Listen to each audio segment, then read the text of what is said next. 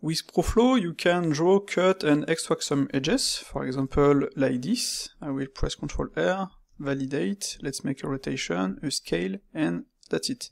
I have this is really fast. But you can also use Booleans, that means if you have several objects like this one, you will click on Add Floater, and you will have your results. So let's make this, play with the scale, play with the offset. You can even move it, let's see, like that if you want. Play with a bend, and let's see, I will do this and validate. And as you can see, this is really fast, really easy, and you will have perfect results. Like that. The thing is that works with more than 2 objects. For example, I want to add a welding at the this part line.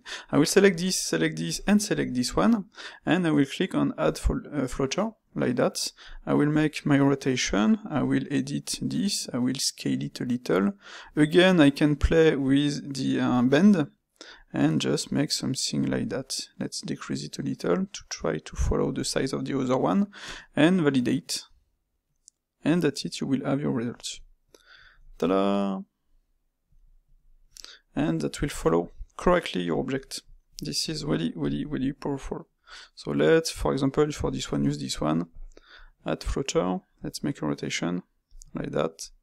Edit, validate. This is as simple as that.